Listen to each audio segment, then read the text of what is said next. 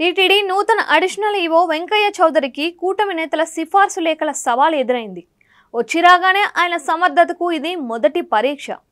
కూటమి ప్రభుత్వం కొలువు తీరడంతో ఎవరికి వారు ఎమ్మెల్యేలు ఎంపీలుగా ఫీల్ అవుతున్నారు. ఇది కాస్త శృతి మించుతోంది అన్న భావన వ్యక్తమవుతోంది. ముఖ్యంగా తిరుపతిలో స్థానిక కూటమి నేతలు తిరుమలలో పెత్తనం కోసం తహతహలాడుతున్నారు. ఎమ్మెల్యే అరణి శ్రీనివాసులతో సంబంధం లేకుండానే స్థానిక కూటమి నేతలు తమ పేర్లతో లెటర్ హెడ్లపై టీటీడీకి సిఫార్సు లేఖలు పంపుతున్నారు.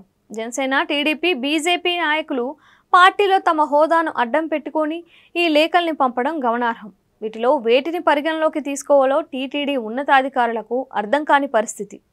ఒకరి లెటర్కు దర్శనమిచ్చి మరో నాయకుడికి ఇవ్వకపోతే ఎలాంటి ఇబ్బంది వస్తుందో అని టీటీడీ అధికారులు భయపడుతున్నారని తెలిసింది. ప్రస్తుతం కూటమి నేతలకు సంబంధించిన 5-6 సిఫార్సు లేఖల్ని పరిగణలోకి తీసుకొని దర్శన భాగ్యం కల్పిస్తున్నట్లు సమాచారం. ఇలా ఒక్కరిని చూసి మరొకరు సిఫార్సు లేఖలను పంపుతున్నారని బోగట్టా. ఇలాంటి లేఖలు రోజుకు 100లో ఉండడంతో ఏం చేయాలో అర్థం కాక సీఎం చంద్రబాబు నాయుడు, మంత్రి లోకేష్ దృష్టికి తీసుకువెళ్లాలని టీటీడీ ఉన్నతాధికారులు ఆలోచిస్తున్నారని తెలుస్తోంది.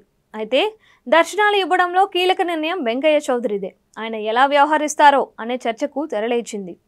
కూటమికి సంబంధించిన ప్రతి ఒక్కరి సిఫార్సు లేఖను పరిగణలోకి తీసుకుంటే చెడ్డ పేరు వస్తుందనే భయం లేకపోలేదు. అలాగని తీసుకోకపోతే రాజకీయంగా రచ్చరచ్చ అవుతుంది అనే ఆందోళన.